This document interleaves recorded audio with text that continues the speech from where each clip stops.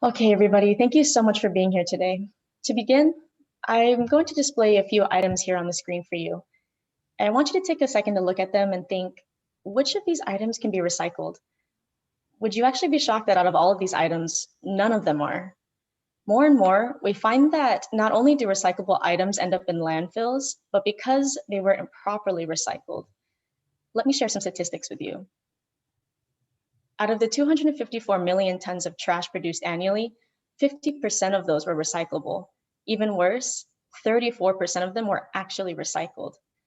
And while you're thinking, this must not involve your local area, think again.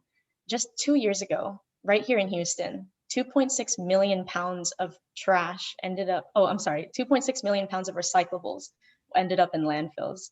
So why does this keep happening? The root of the problem is a lack of general knowledge. In a survey of 2,000 Americans, 62% are worried that their lack of recyclable knowledge is causing them to recycle incorrectly, which is exactly why aspirational recycling exists. This is where people recycle what they think should be recyclable. And this leads to contamination of recycles, and this is why we're currently facing a crisis today. So what's the solution? Let us introduce you to RecycLens. At RecycLens, our mission is to provide Generation Z and millennials ages 9 to 40 with accurate information about recycling in an accessible way as quickly as possible. This will help us fulfill our ultimate vision of being the leading resource in recycling education and ultimately reducing the amount of waste that is not recycled properly on an annual basis. With a recognition system built directly into the algorithm, usage is quick and easy. First, the user downloads the app and scans the item. Our AI, with the database informed of state recycling standards, then identifies the object and informs the user if it's recyclable or not. It also notifies the user of nearby recycling locations. And for each recyclable item scanned, the user receives 1 credit, creating a gamified component that engages the reward system and incentivizes app usage. Through this accessible education, the user is more informed and more likely to go out and recycle. Here's a little more about our gamification model. The main difference between us and our competitors is that we combine a gamified experience along with the image identification capabilities of our app. Our model uses the reward system in the brain in order to keep users engaged and coming back for more. We do this by using a reward and challenge system built into the app. In order to build our application, we will use open source resources such as TensorFlow, which is an end-to-end open source machine learning platform, and Fast.ai in order to minimize cost.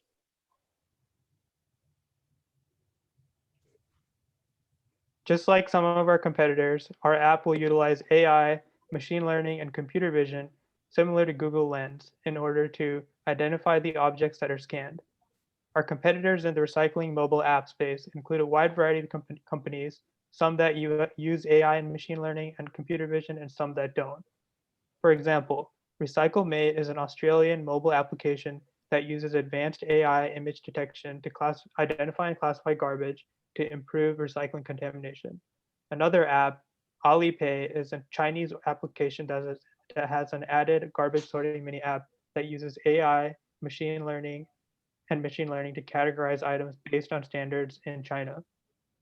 Other apps like RecycleSmart and RecycleBank focus on a reward system but don't have any camera or AI and image recognition capabilities. Next, Christy will be talking about our target audience. So increasingly dubbed Generation Green, millennials and Gen Z demonstrate environmentally and socially conscious consumer behavior. According to a survey conducted by Fox News, some 90% of millennials and Gen Z recycle regularly. The average population in the United States is 328 million people, and around 72 million of them are millennials and 67 are Gen Z. Daily screen time varies across generations. Millennials spend an average of 3.7 hours a day on their mobile devices, while Gen Z spend an average of 4.4 hours on theirs. Both Gen Z and millennials would be a great target audience for RecycleLens because of their population size and constant usage on their cellular devices. So as the team has So as a team of bright scholars and young entrepreneurs, we Team 4 wanted to conduct further research of our own. We asked participants a variety of questions, one being, would you use an app that utilizes your smartphone camera to identify whether and how you can recycle an object with gamified interface? Out of the 140 participants, around 60% said yes, and over 30% said maybe. And around 90% of the people who took the survey were millennials or Gen Z. But you may be asking, how are we going to fund all of this? Judy will explain. Yes. So RecycLens is free for consumers, which means that the software would be free to download on any mobile device. The main source for generating income would be ad revenues, grants, and corporate partnership. As for advertising revenue, we plan to generate income by charging per 1,000 impression. The average CMP in 2018 was around $2.80, but this does vary, however, between content and the duration of the ads. Regarding to corporate partnership, we plan to get sponsors by linking our missions with other establishments in order to enhance the gamification aspect of our app. For example, if we were to partner up with the University of Houston, we could incorporate converting user points into meal swipes. The cost for launching an app generally ranges from $6,000 to $150,000, depending on the simplicity of the app. Most of the money goes towards hiring app developers or programmers, but luckily for our team, we do currently have members that are knowledgeable in regards to coding. So a fraction of that cost to launch the app is cut significantly. As equal co-founders, we hope you enjoyed this presentation. We are RecycLens. Thank you so much, and we're open to take questions now. Awesome, thank you guys. And judges, you have 5 minutes. Great presentation. So I have a few questions. For the survey, how big was your pool size, and how did you conduct your survey? So I think we have over 140 participants. I'm pretty sure we do.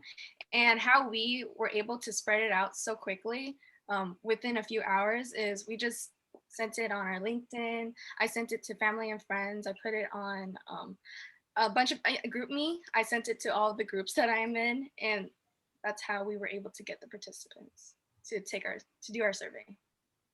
Thank you.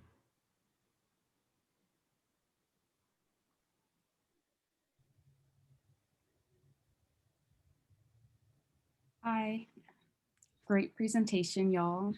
So my question is, I know that there's two sides to this problem, the consumer and also like the waste companies making sure that they get their recyclables to the right place. Is there a way that you all will be able to measure the success on the consumer side, and maybe how that translates to the waste management companies? Is that something you've thought about? So do you want to take that, Caroline? Sorry. Sure, I can jump in. So as we do plan to inform the algorithm with the state recycling standards, we can hopefully identify how those standards are affecting it, so we can see if the user does use the app and they decide that they're going to go ahead and take the trash to the recycling. Hopefully we will be able to see that in waste management reports, or just in general where those standards are being produced. If we can contact them, I think that would be a great way to understand the impact of the app. On the consumer side, generally, if we are seeing trends in these points being converted into some sort of credit, whether it's gas points through our corporate partnership or whether it's meal tickets, meal points, then I think hopefully we'll be able to see that number as well on the consumer side based on how they're able to transfer those credits. Awesome, thanks.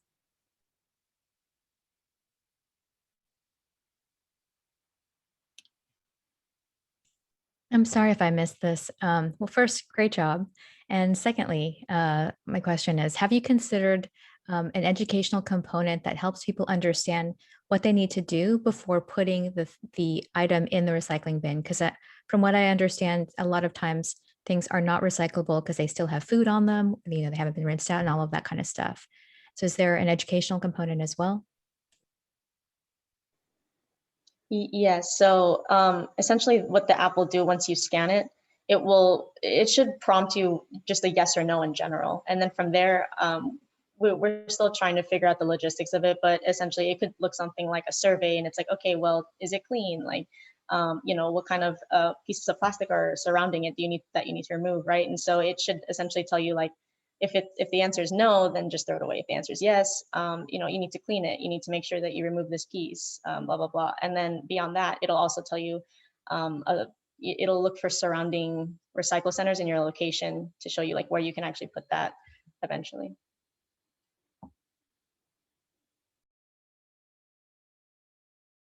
Okay, is there any more questions, or are you judges all good with information? Okay, so thank you so much to Team 4. You guys did a fantastic job. I know you guys have rushed and spent all night kind of working on this PowerPoint, but you guys did a fantastic job. Why don't you guys go click the leave room button and go back to the main session, and Amanda or Salita can put you guys back in your breakout rooms to debrief. Thank you, guys. Thank you, so everyone. much. Thank you. Thank you.